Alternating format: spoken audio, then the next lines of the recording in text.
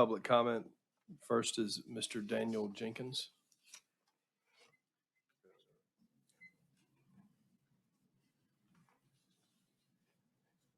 Good evening, ladies and gentlemen. My name is Daniel Jenkins. I am a father of two, which is currently in the school system right now. Before the 21-22 school year, all their paperwork and documentation was up to date and legal.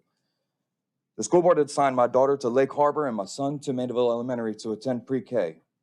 My stepdaughter had lived at the same address during her school and had the following same schools and districts until she graduated.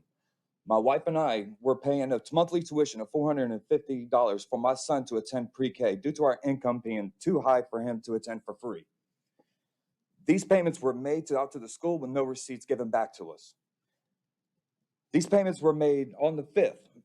On the 4th, I received a phone call from the school saying that I needed the tuition there before noon or a higher authority would retrieve it from me the following day.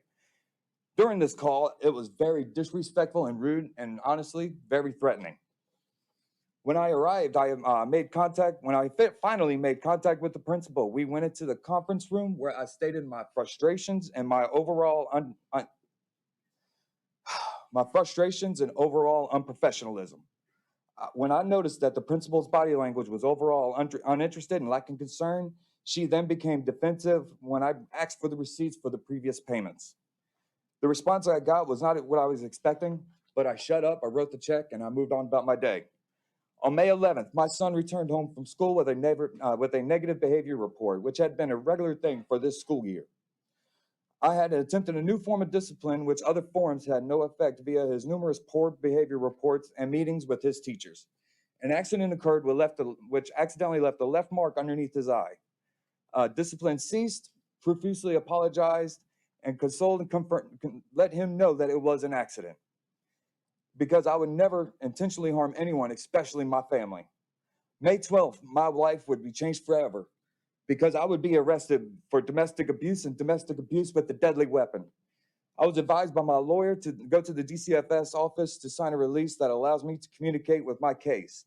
DCFS then told me when they came to investigate the claims of abuse, my stepdaughter, who just so happened to be home, notified her that she would be home to get them off the bus. If she would not have been home, my kids would have been automatically put into the CPS system.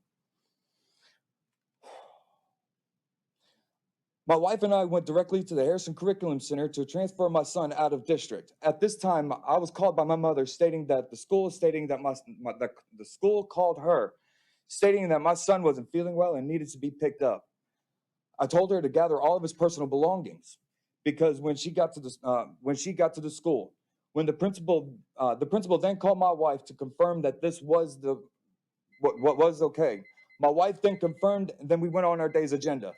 When we returned home, two sheriff's officers arrived at my house for a wellness check. Thank you, sir. Your time has expired. Sir, with all due respect, sir, you might just give me a couple of seconds.